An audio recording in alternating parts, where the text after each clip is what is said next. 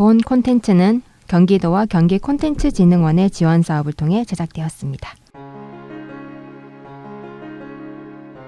여기는 수원톡톡입니다. 문화교육 위주의 수원 소식들을 3명의 이수원 뉴스 시민기자가 전합니다. 안녕하세요. 저는 홍은아입니다. 안녕하세요. 저는 권미숙입니다. 안녕하세요. 저는 이윤아입니다. 네.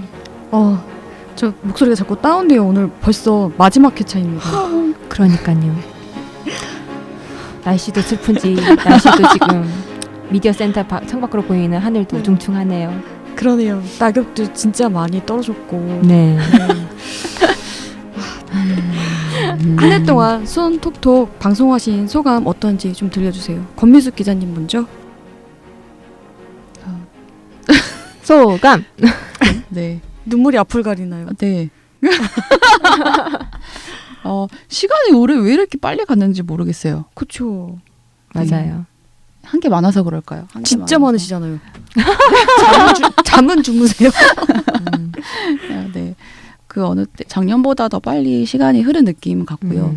네. 그리고 미디어 센터도 더 자주 들락거린 것 같은 느낌이어서 저도 모르게 정이 많이 들었네요.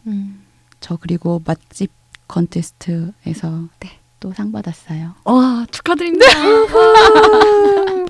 어디서 볼 수 있을까요? 저희 똑똑수원 홈페이지 들어가시면 업로드가 되어 있습니다. 네.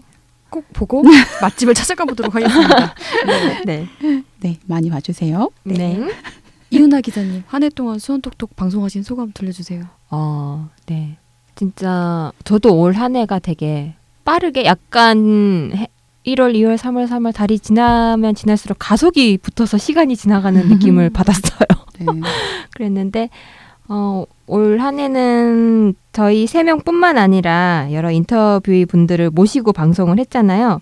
그래서 또 한 해를 되돌아보니 그 인터뷰 하신 분들의 한 분 한 분의 얼굴이 떠오르고 그들과 했던 이야기들이 떠올라서 올해는 좀 더 작년보다 저희가 작년에 진행했던 것보다 좀 더 풍성하고 내실이 갖춰진 방송이 아니었나 스스로 평가를 한번 해보면서 또 그분들과의 이야기를 듣고 또 저희가 몰랐던 부분들을 좀 더 알게 되면서 저 스스로도 좀 성장하게 되는 계기가 됐던 것 같아요. 그래서 올 한 해는 수원 톡톡을 통해서도 또 저 개인 인터뷰 분들을 만나면서 또 저 개인적인 여러 가지 일들을 통해서도 한 걸음 더 성장한 2022년이 되지 않았나라는 생각을 해봅니다. 네. 네, 훌륭한 방송, 수원 톡톡 방송. 네. 이윤아 기자님께서 꼭 집어서 얘기해 주셨어요. 네.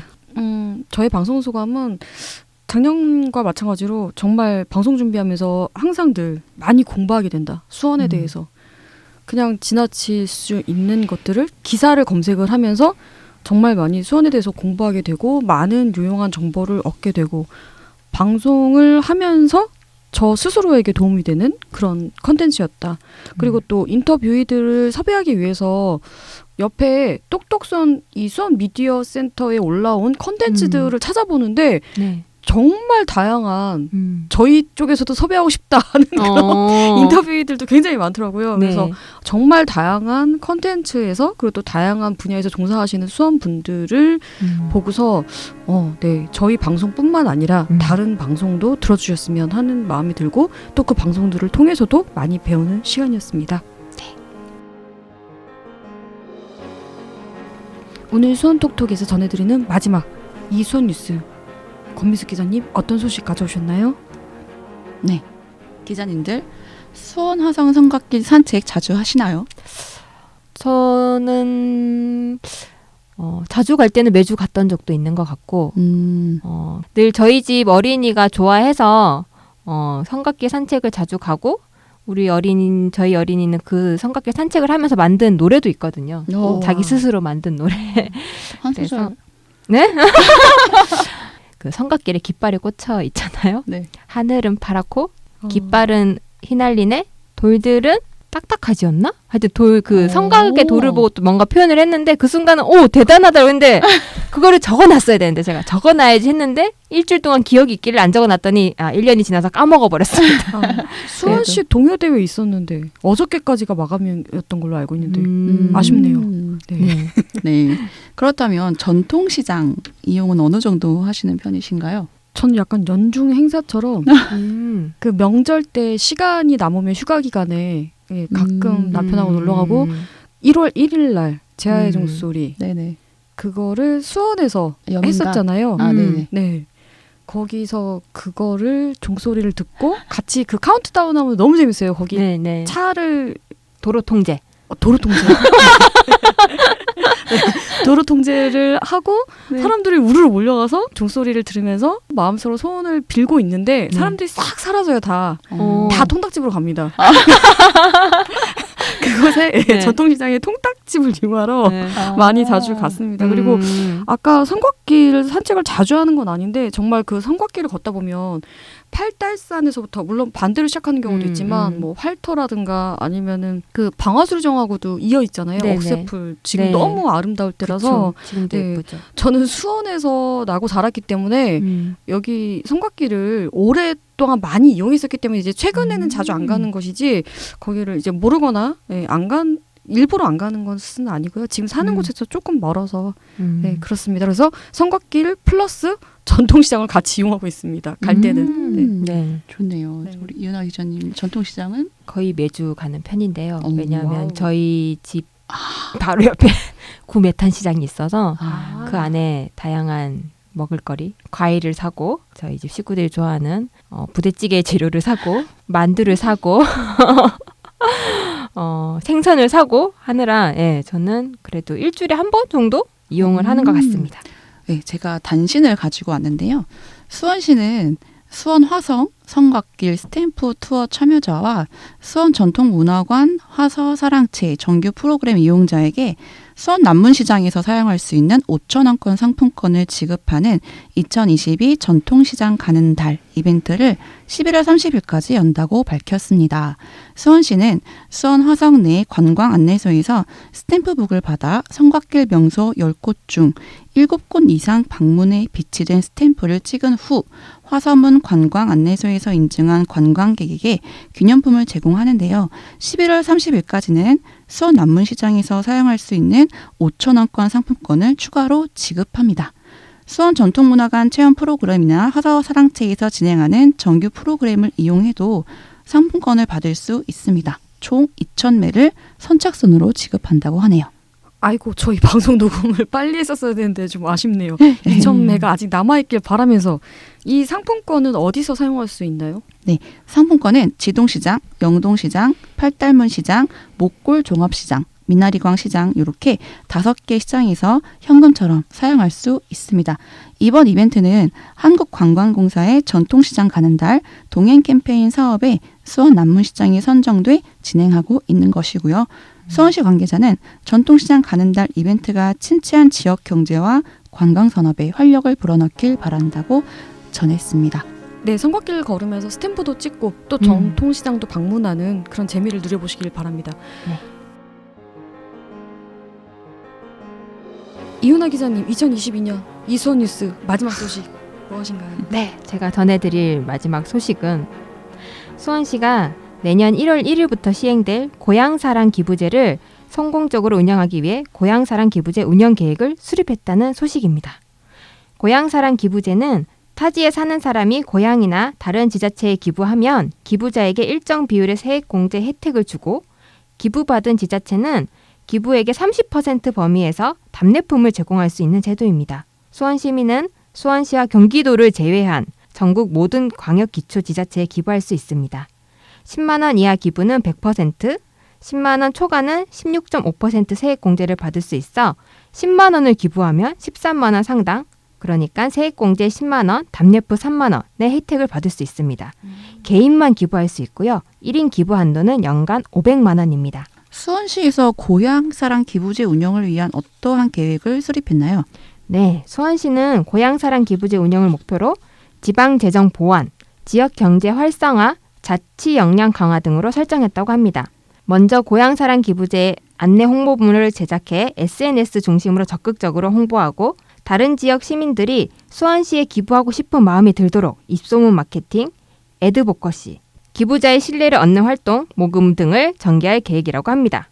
또 수원의 역사, 문화 자원을 활용한 답례품을 발굴해 수원시의 도시 브랜드 가치를 높이고 지역사회와 함께 지역 맞춤형 답례품을 개발할 예정으로 답례품 상정, 답례품 공급업체 공모 선정 등을 심의하는 답례품 선정위원회를 구성해 투명하게 답례품을 선정한다고 합니다.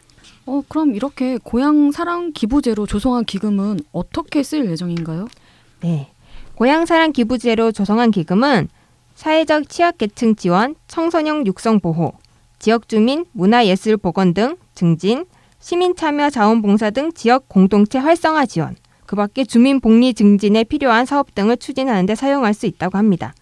수원시는 기부금으로 조성된 기금으로 초기에는 기부자의 공감을 얻을 수 있는 사업을 추진하고 중장기적으로는 지역 문제를 해결할 수 있는 사업과 수원시의 정책 목표와 결합한 기금 사업을 발굴해 추진할 계획입니다. 고향사랑 기금 운용 심의위원회를 구성해 기금 운용 계획 수립 변경, 기금 운용 성과 분석에 관한 사항 등을 심의하도록 한다고 합니다. 지난 11월 16일에 시청 대강당에서 공직자와 시민을 대상으로 고향사랑 기부제 교육을 진행했습니다. 고향사랑 기부제 활성화 방안을 주제로 강의한 박지호 희망제작소 연구사업본부 팀장은 답례품을 강조하기보다는 기부금을 지역에 투입하면 지역민의 삶에 어떠한 변화가 생기는지 알려야 기부자의 참여를 유도할 수 있을 것이라며 시민의 의견을 반영해 기부금 사업 정책을 추진해야 한다고 말했습니다. 이에 수원시 관계자는 고향사랑 기부제 운영 계획을 차질 없이 추진해 수원 특례시만의 장점을 강화할 수 있는 차별화된 전략으로 고향사랑 기부금을 유치하겠다며 기부자가 만족할 만한 답례품을 발굴하고 적극적으로 기부금을 유치해 시민들의 삶의 질을 높일 수 있는 기금 사업을 추진하겠다고 밝혔습니다. 네, 고향사랑 기부제가 잘 운영이 돼서 지역민의 삶에 정말 변화가 생기기를, 삶의 질이 높아질 수 있기를 기대해 보겠습니다. 홍은아 기자님은 어떤 소식을 올해 수원톡톡 마지막 뉴스로 가져오셨나요? 네, 저는 수원시에서 적극 행정 국민 신청제로 행정 만족도를 높인다를 전해드릴까 합니다. 수원시가 규정이 없어서 처리하지 못한 민원을 신속하게 해결하고 시민이 체감하는 적극 행정 만족도를 높이기 위해 도입한 적극 행정 국민 신청제 홍보에 나섰습니다. 수원시 홈페이지 정보 공개 개방, 적극 행정 알림 게시판에 적극 행정 국민 신청 제도 홍보물 등을 게시하며 시민에게 이 제도를 알리고 있습니다. 적극 행정 국민 신청제요? 네. 그러면 국민권익위원회가 운영하는 국민신문고의 민원 신청이랑은 좀 다른 건가요? 운영 사이트는 같습니다. 비슷한 부분도 있긴 한데요. 다만 신청 메뉴가 다르고 이제 신청할 수 있는 경우가 다릅니다. 2021년 도입된 이 적극 행정 국민 신청제는 개인적인 상황의 일반 민원 신청보다 좀 더 구체적이면서도 공익을 위한 요구사항을 제시할 때 이용할 수 있습니다. 불합리한 규제를 개선하고 공무원의 적극적인 업무 처리를 필요로 할 때, 불명확한 법령 등으로 인해 문제 해결을 신청하고 싶을 때, 그리고 소극 행정으로 인해 신고 처리 결과가 불만족스러워 재검토를 요구할 때 신청할 수 있는 제도입니다. 정리하자면 세 가지 조건이 모두 해당돼야 신청하실 수 있어요.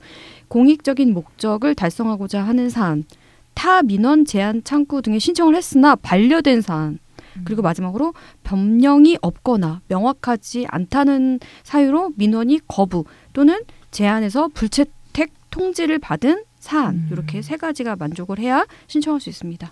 네. 그럼 적극 행정 국민 신청의 신청 방법과 처리 절차는 어떻게 되나요? 네, 국민신문고 홈페이지에서 민원 적극 행정 국민 신청 게시판에서 신청할 수 있습니다. 이렇게 신청된 사안에 대해 국민권익위원회에서 접수 검토한 후 소관기관 적극행정 담당 부서에 배정을 합니다. 이후 소관기관에서 신속하게 내용을 검토하고, 그러니까 그 사안에 맞는 그 부서로 배정을 하는 거죠. 그래서 검토를 한 후에 적극행정위원회 회의를 하고, 그리고 또 사전 컨설팅 등 이러한 절차를 거쳐서 신청건을 처리하게 된다고 합니다. 수원시는 시민의 적극 행정 만족도를 높이기 위해 적극 행정 국민 신청제 신청건을 적극적으로 처리하고 있는데요.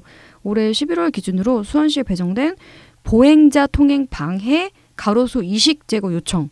네. 이런 것들을 비롯해서 6건 정도의 처리를 완료했습니다. 수원시 관계지는 적극 행정 국민 신청제 운영을 포함한 30개 과제, 11개 중심 과제 등으로 구성된 2022년 수원시 적극 행정 실행 계획을 수립해 추진하고 있다면서 관련 규정이 없어서 처리하지 못한 민원 등을 신속하게 처리해 시민들의 어려움을 해결할 것이라고 했습니다. 수원 시민분들이 적극 행정 국민 신청제를 통해서 일상생활, 공중행정의 불편함이 조금이라도 더 개선되길 기대해 봅니다. 네, 오늘 수원톡톡, 올해의 수원톡톡은 여기까지입니다. 그렇습니다. 네, 내년에 더 좋은 모습으로 꼭 만나뵐 수 있기를 바라면서 지금까지 이수원 뉴스 시민기자 권미숙, 이유나, 황은아였습니다. 끝까지 청취해주신 여러분 진심으로 감사합니다. 네, 고생하셨어요. 고생하셨습니다. 수고 많으셨습니다.